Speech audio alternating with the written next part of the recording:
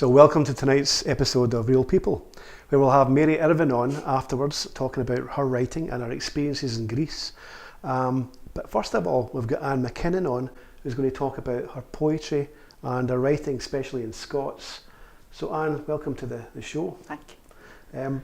So to start off with, you originally came from Fife. Yes. But you've been here a long time now, since the mid-70s? Yeah, 75 I came 75. Here. Yeah.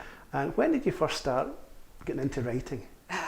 Probably I wrote from when I was quite young. You know, I was a teenager really when I started writing. But like most people, these were angst-filled teenage poems, you know, kind of. But when I was at university, I had a creative writing tutor, Robert Garry, a Scots poet, and he really encouraged us. You know, he was very, very good. So really from then on I started writing, and he got me interested in the Scots as well. So. Okay.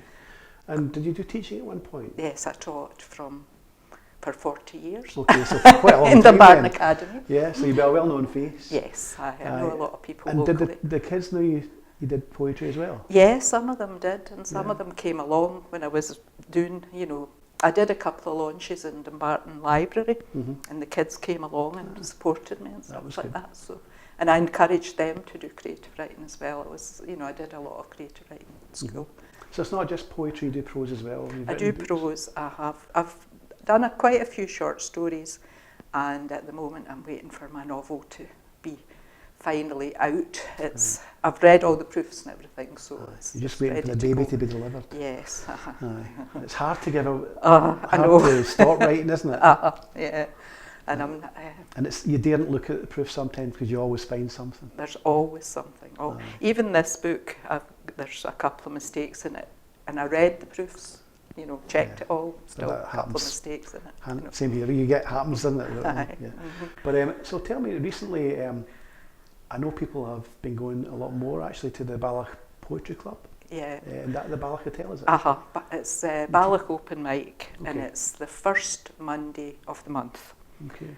7 o'clock, and if you want to read or recite or sing, come along about 6:30 and put your name down. We just do it on a first come, first served. And how's that been attended these days? It's much better than it used to be. I think COVID kind of spoiled it a bit, but we kept it going on Zoom during COVID, so then once folks started coming out again, it started to build up. So I'd say we get about 20 people.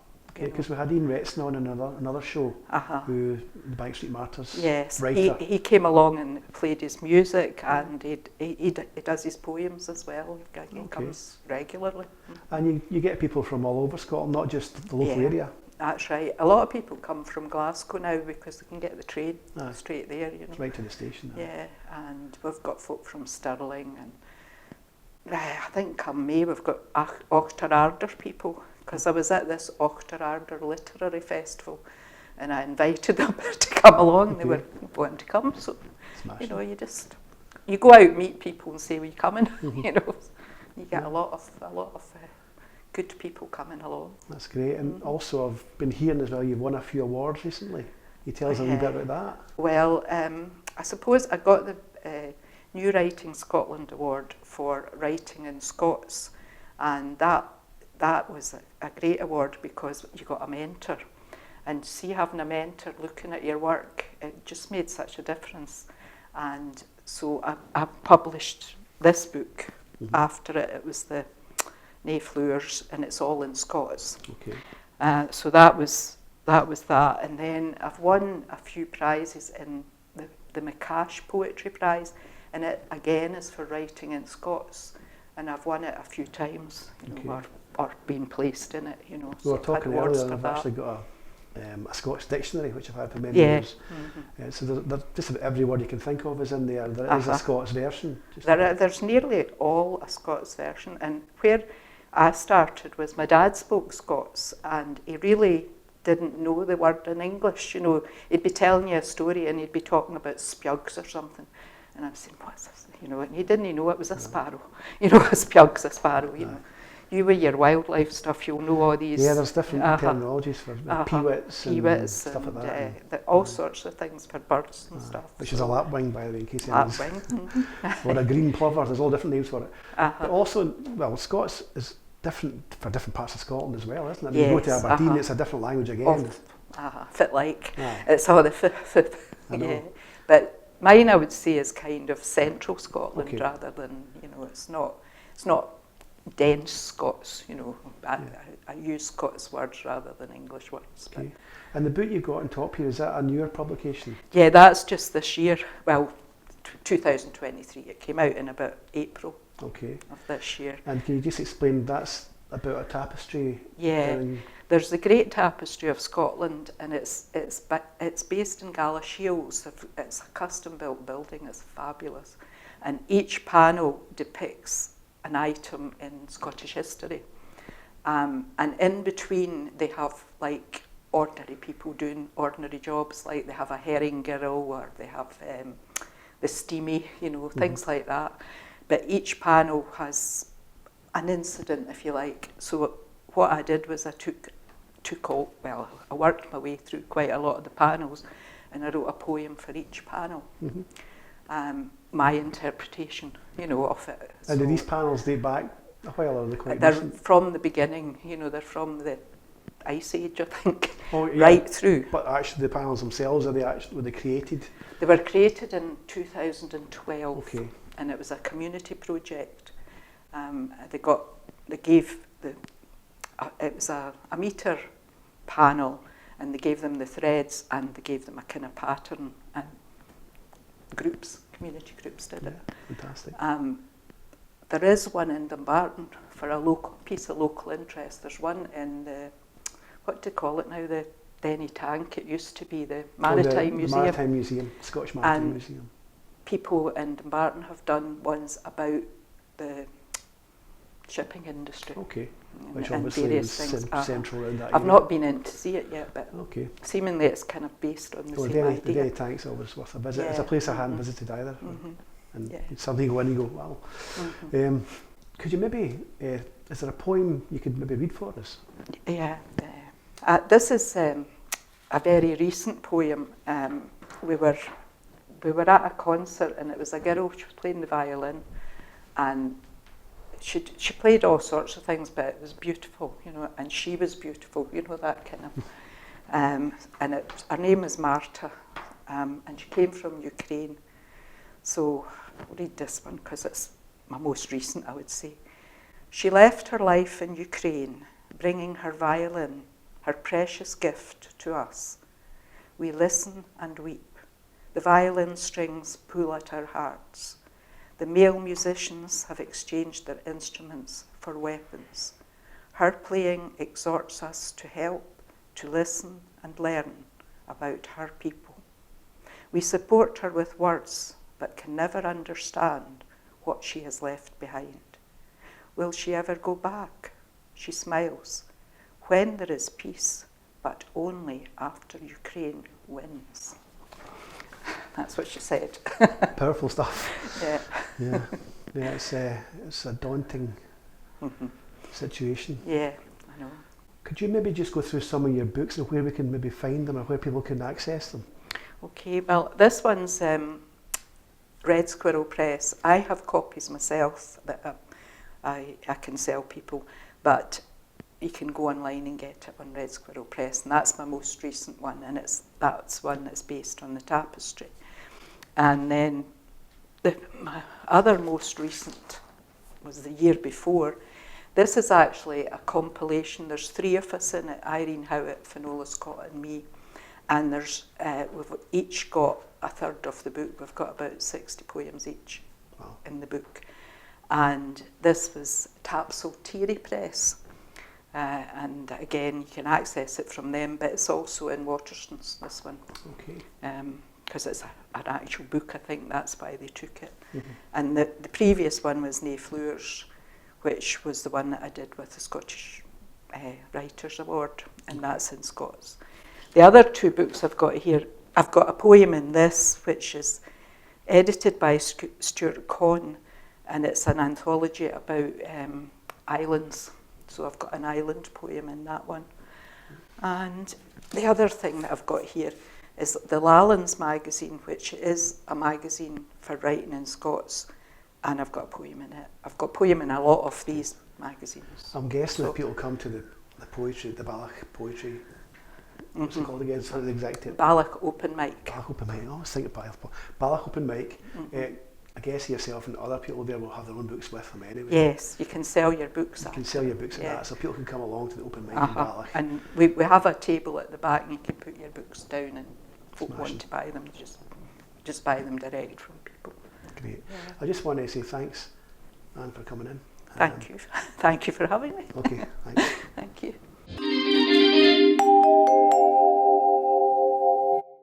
So I'd like to introduce you to my second guest in tonight's show, and that's Mary Irvine, who is a writer and poet, among many other things, and promoter of local talent, I would say, as well.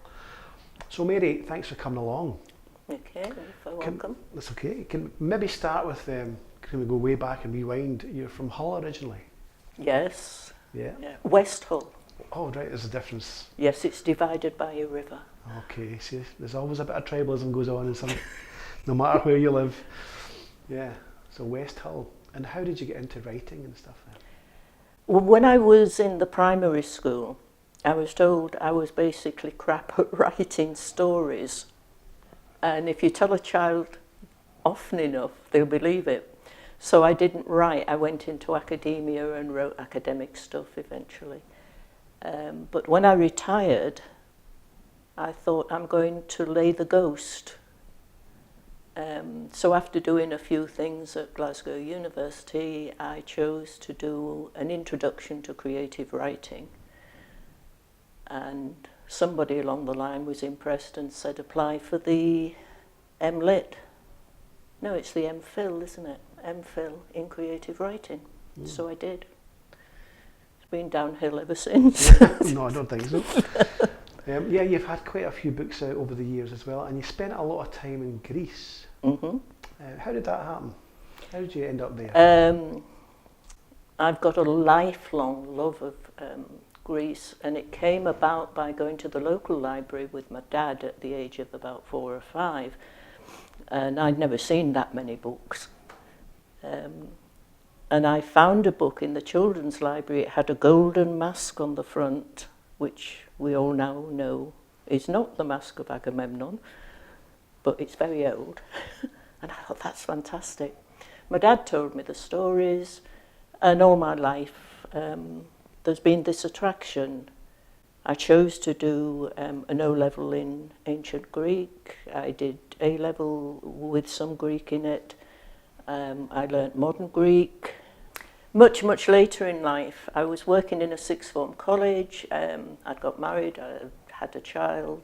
He was in the Navy. And I thought, is this it? I'd already got rid of my husband by then.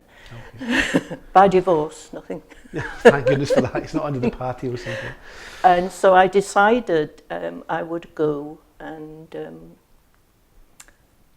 teach for a year in Greece, particularly Athens. I love Athens. And I did. I didn't actually have a job, but I'd been going backwards and forwards and made friends. So I was quite certain I would get a job. Eventually I did, and I became a directress of studies in a language school and sent in my resignation to the sixth form college and decided to stay on for as long as it lasted. So I stayed in Athens for 5 years and then moved to a small Greek island called Spetsis in the Argo-Saronic Gulf and stayed there for another 11 and came back in 2006. Wow. And because my son had settled up here, been at the base, I came here. Right. So and that's when I took the course, and that led to the first novel. Which is this one here? Yeah. The Wind Whispers Her Name. I actually started writing it when I was living on Spetsis, but of course I'd no idea how to write then. But 10 years later, I decided to write that, and it is based on my life there, but I am not the woman in the book. Yeah, it's been quite clear. And more than man, actually, Oh. in character. And it's based on the celebrations. The Greeks have celebrations all year round. Mm-hmm. I mean, great days off here, there. Any excuse. Yes, any excuse. Yeah. But it wasn't, in fact, the first thing I had published. And I always claim I am not a poet. And I believe your first guest was Ann MacKinnon. Yeah. And she said, I do write poetry. And that led to my very first, when you start writing, you send off things, don't you? And you're going to make the rejection letter. Yeah. But I entered the Welsh poetry competition. I'd lived in Wales for some years, and just because it was Welsh, I decided to do it. Well, this was based, if you don't mind, it's called The Cossacks of Mongolia, and it was based or inspired by a documentary I saw on television about the Cossacks and their horses. And in a previous life, I taught disadvantaged people, children, adults, a variety of disadvantages. And I thought of how we label children. And then I thought of the labels on the platform when they were going out to be evacuated. And so it all came together. But there was one thing that struck me about the Cossacks. Their horses mean everything to them, but they don't name them. They have hundreds and hundreds of colours, all distinct colours, and they know their horses individually by their colour. Just the colour of the coat, basically. And so in the winter they mix the herds together, but in the spring they can sort them out. Yeah. And I thought it was brilliant. The Cossacks of Mongolia do not name their horses, yet have 600 words for the colour of horses. Once I was on a horse, not riding, staying on. The boy leading the horse was called maladjusted. Here I was maladjusted. All the children are labelled. The evacuees on the platform, the children in their special schools.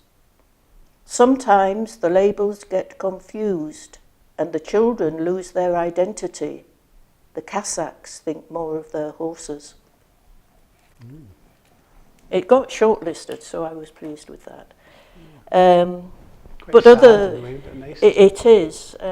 Other bits and pieces followed, and so I'm very difficult to pinhole. Yeah, I know you are. You've also done some pamphlets about local sort of subjects, I guess, as well, haven't you? Who was that done with again? Or did somebody help you with that? I have a degree in local history research, so it doesn't matter wherever I live, I've got to delve into what's gone on there in the past. That kind of stuff, yeah. Yeah. And I met, quite by chance, an illustrator, Anne Marshall, and I was looking at her black and white drawings and I thought, these are wonderful. And I suggested that we could collaborate and produce a series of booklets, not academic stuff that everybody could read, and encourage them to look more into their local history, because I found that people don't know it. Or they have a different version from the man next door. Beware of urban myths. And we decided we would do a series of books and just pick out local bits and pieces, local people, local legends. Yes, particularly. Get the local artists involved, I mean, poets, storytellers. But we decided we wouldn't make money from it. Any profits would go to the Beatson charity. And so far, it must be about £1,800 we've raised. That's fantastic. Unfortunately, because of COVID, we lost all our outlets and we've had to draw it to a close, which was rather sad. Okay. You have another book as well, again with a Greek theme. Yes. Do you want to tell us about this one here? Yes, one of my heroes is Theseus. Yep. And he's a very big thing in Greece, obviously. A legend, but there are so many places associated with Theseus. When I lived there, I decided I would visit every place associated with Theseus and see if there was any history that I could glean from it that gave rise to the legends. Can you just give us a wee summary of Theseus, just for a wee summary of who Theseus is? Oh, sorry. He's a man of legend. Traditionally, he founded Athens. Now, he didn't. That was somebody else called Keprops. And he's this great hero. You know, he goes around being friendly with ladies and then leaving them. Yes. It's a euphemism. And he's very famous, of course, because he's the man who killed the Minotaur. But there's much more about him than that. And whenever you buy a book on Theseus, it's Theseus and the Minotaur. So because I'd visited all these places, when COVID struck, I'm going to write Theseus' story, and I've made it as feasible as possible. And the only problem I had with it was when he went to hell. I'm sure I'll meet him someday. Yes. So I found the ideal solution for that, which you'll have to buy the book to find out. Right, sounds good. And where can we buy the books, just as a matter of interest? Amazon. Amazon, okay. Yeah. I've one or two myself, if anyone knows where I live, which I'm not telling you. Okay, But okay, but possibly Facebook, they can maybe ask you for a copy or something. The other thing, just two more things really quickly I want to ask you about. One is the book you're working on now. But before that, I want to talk about Margaret Harrison, who I know I grew up with, knowing quite well, but you obviously were very interested in Margaret's life story.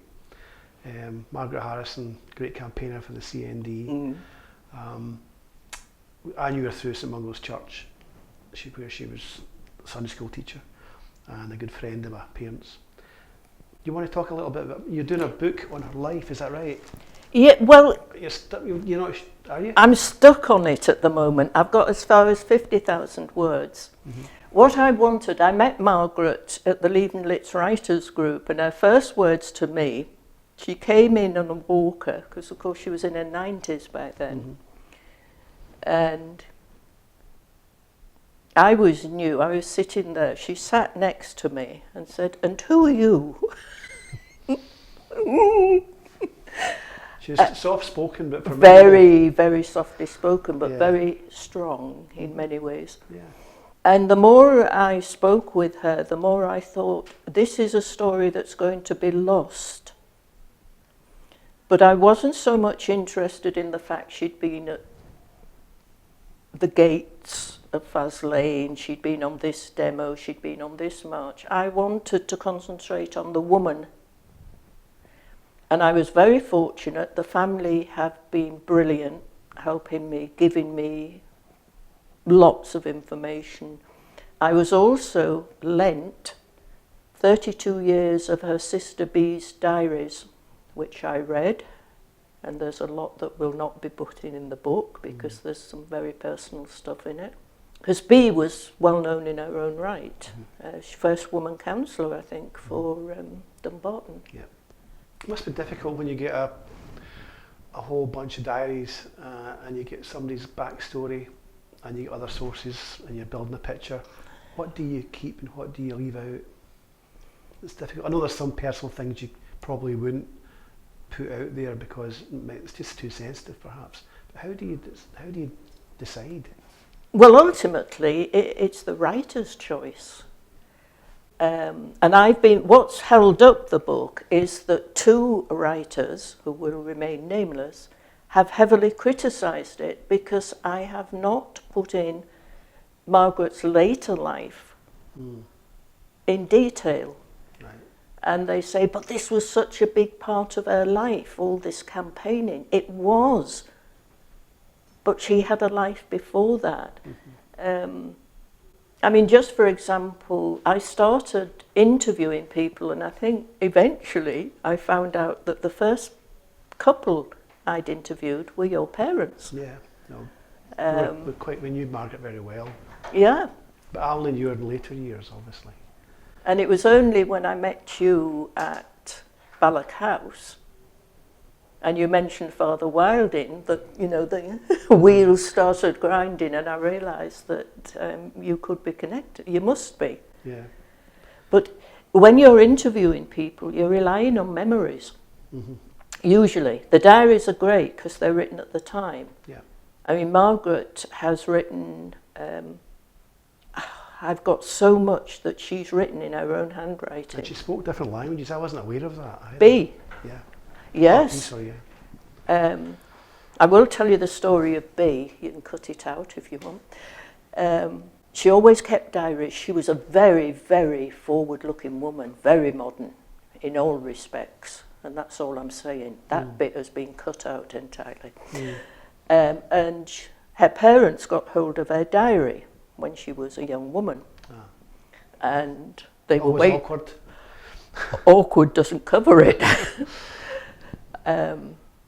So B started writing in French, German, and Russian, although her Russian wasn't as good as her French and German. Just to kind of camouflage what she was saying. Now, the Russian and the German, you know, I could read the French. She was a brilliant woman, loved her.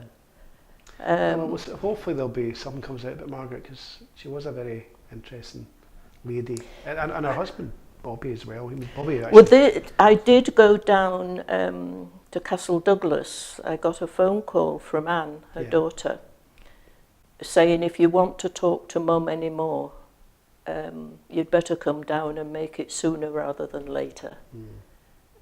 So I did. I went down for the weekend and spent hours and hours. And both her daughters were there. Ruth had come over from Skye with her husband, Carol. That caused confusion because one of Margaret's sisters had married an ex-prisoner of war, Kurt, and people had got Kurt and Carol muddled up. And Carol was actually of Dutch extraction. Okay. And that's something you have to sort of separate. And some people told me the same story but different versions because they're relying on memory. So finally, Mary, this is your latest book. You're in the middle of writing. It's called My Greek Love Affair. It's about your life story in Greece. My life in Athens, which was very exciting, very full. Okay. Originally the title was My Love of Greece, I think. Okay. Or, My Greek Love Affair is a bit more catchy, isn't it, I think? well, it's more attractive and it's more truthful to what's in it. Well, I'll be very interested in reading that, obviously. But thank you so much for coming along. You're welcome. And look forward to reading that and some of the books I haven't quite read yet. So thanks again, Mary.